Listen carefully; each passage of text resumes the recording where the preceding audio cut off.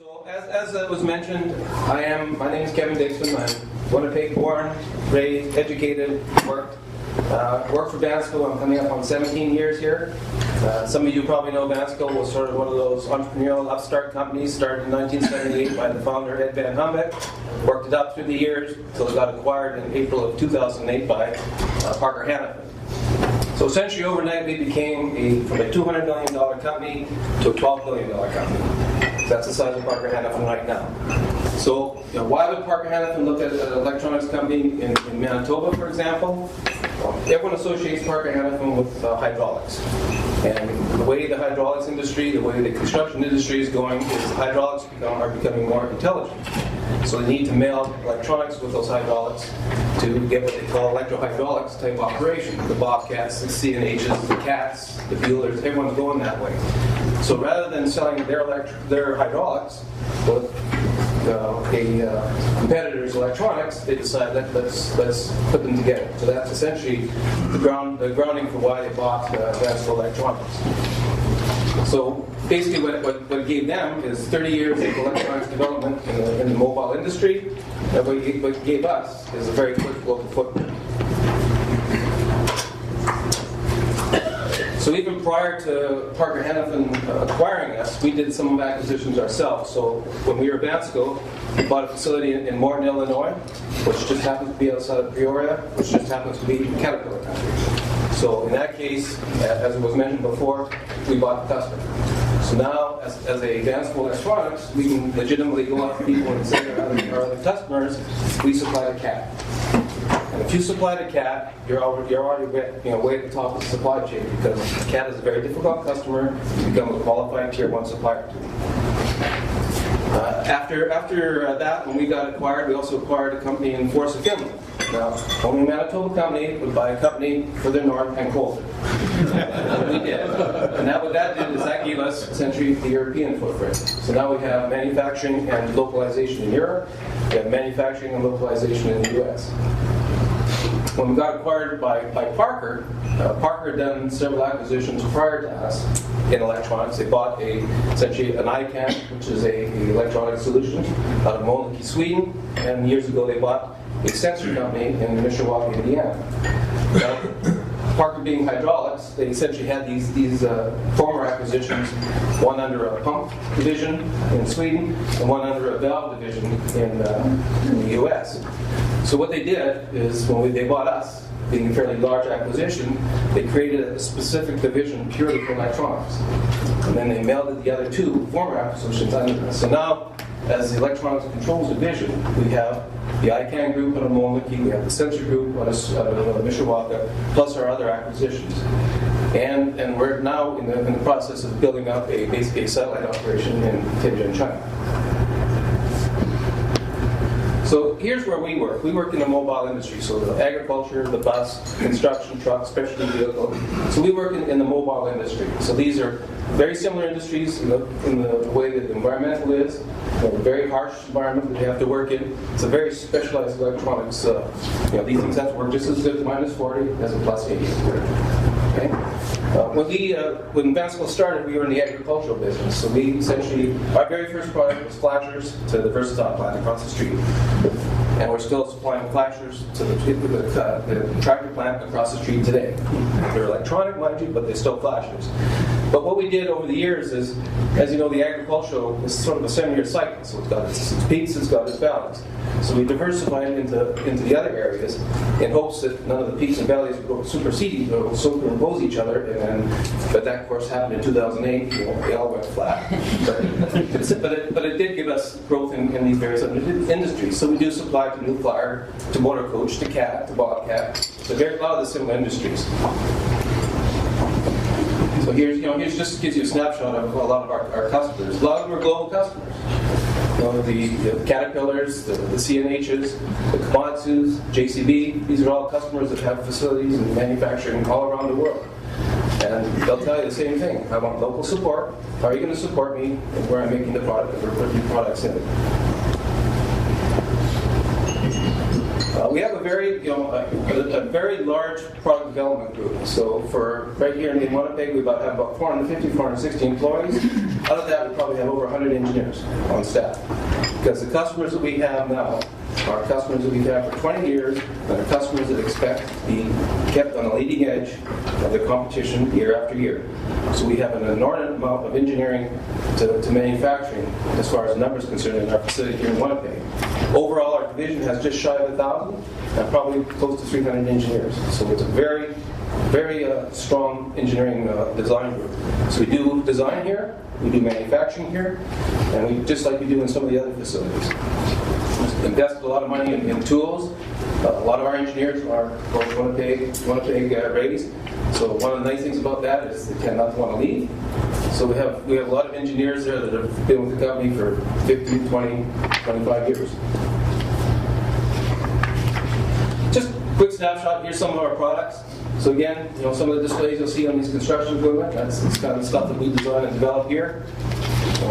Right there, that is a display on a brand new excavator that was released at the Devices Show in Beijing 2 weeks ago.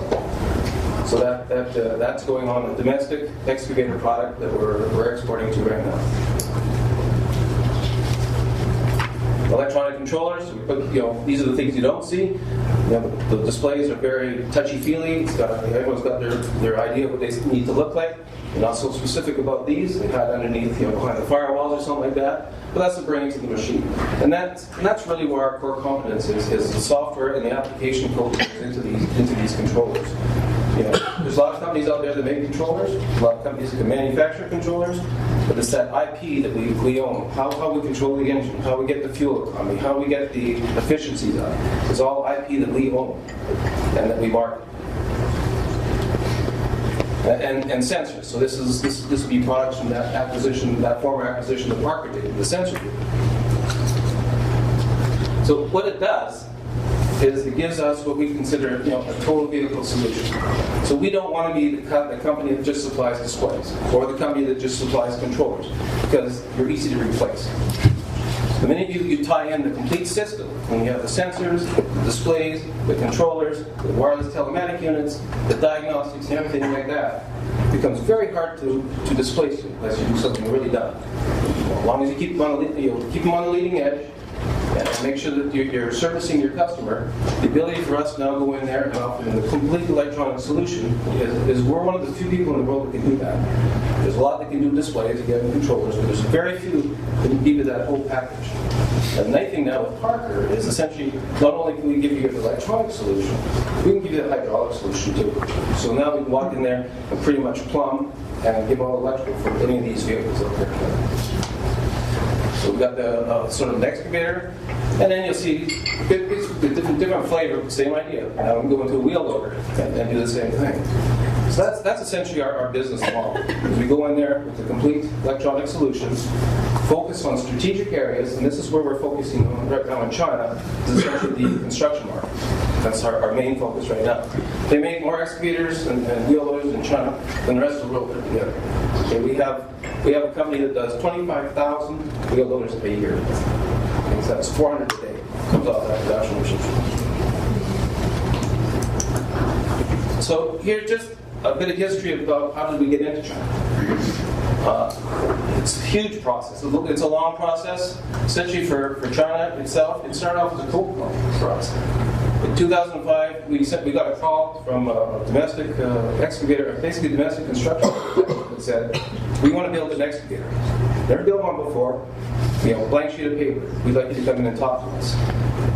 How does a domestic excavator company in China call a Winnipeg-based electronics company to do the electronics? If you've never built an excavator before in China, you want to build an excavator fast, what do? You copy. So, they got a Caterpillar excavator in. Caterpillar has their own electronics. No chance of getting Caterpillar electronics to work with them. They bought a JCB excavator in, looked at the electronics, saw our name. We are the #1 supplier of electronics for JCB. JCB is a UK construction manufacturer, which is essentially the cat of Europe. They're a huge construction company. So they call us, and why not? Let's go take a look and see what it's all about. Long process, a very good company to work with. Set up their name when they first started out with Long Bomb, and then they changed to Long King. And actually, we've got an excellent working relationship with them. But it took from 2005 to 2008 to essentially start having product in a beta test, shipping to that company. But remember, they had never built an excavator before. So they went from ground floor, no factory, no nothing, producing excavators in 3 years, and then number 3 domestic excavator producer in China now, in 3 years. So here we are at Vansco. We're shipping directly to the customer. It certainly has its challenges. You know, the customs, the duties. Our customer had to clear the product, had to deliver it. So that was certainly issues that we had to work around. Payment, our accounts receivable guy just about went nuts.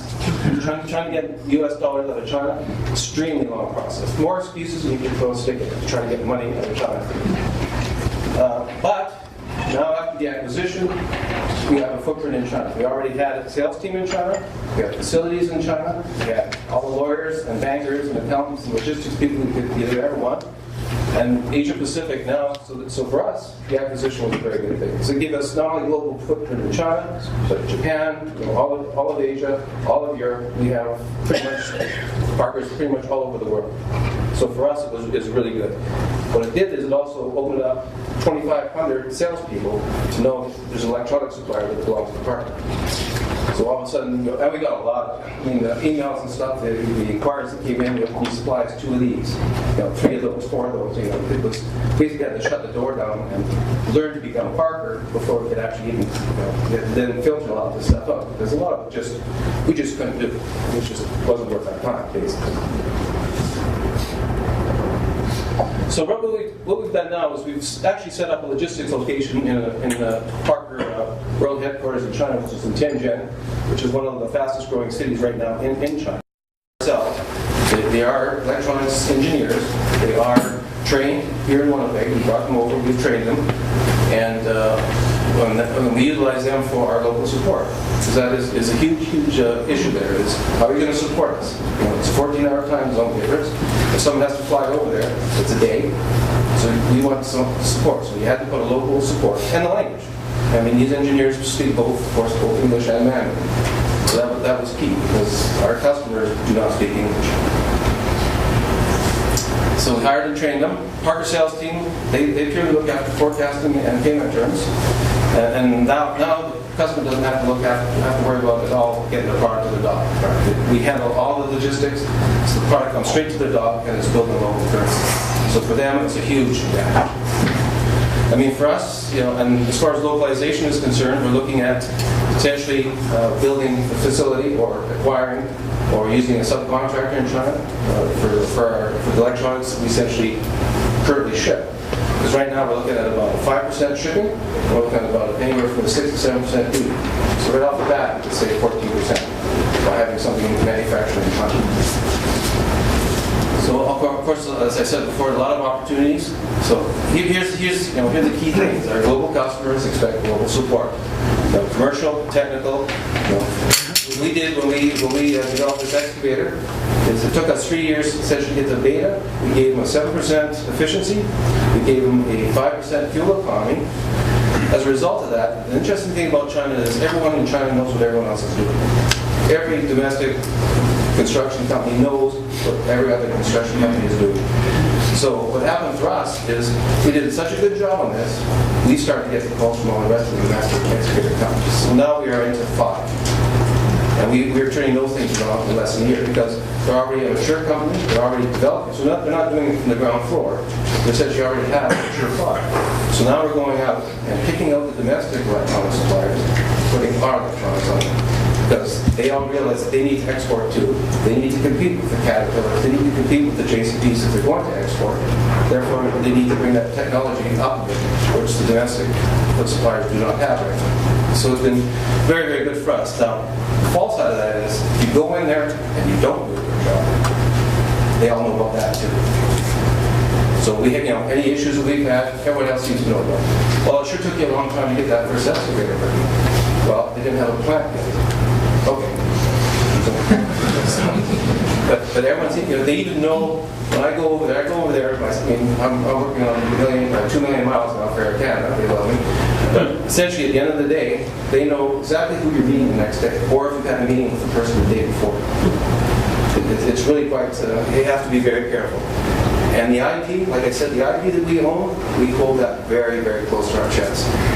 And if we get anyone else out there to manufacture stuff, nobody will know the full recipe. That's key. We want to make sure that software, that application tool, that remains here.